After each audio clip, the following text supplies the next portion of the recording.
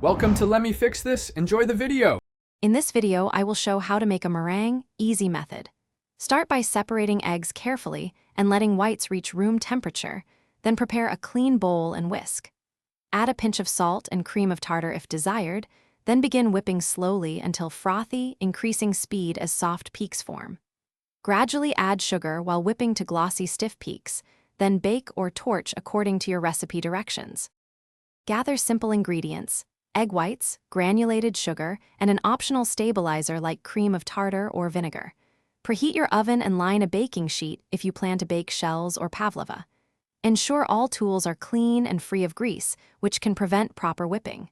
Measure sugar carefully and have it ready to add in thirds while mixing. Patience during whipping yields the best texture and structure. If you are finding this video helpful, please subscribe and like so I can make more easy recipes. Quick recommendation: stay hydrated while whisking by using the Owala water bottle. It seals tight and keeps your hands dry when juggling bowls and spatulas. It's compact, reliable, and perfect for busy bakers who move between counter and oven. Check the description for the link and other deals. Now let's get back to the video. Whip egg whites starting on low to build a stable foam, then increase speed for volume while watching texture closely. Add sugar gradually in multiple additions so it dissolves fully and your meringue becomes glossy and holds stiff peaks.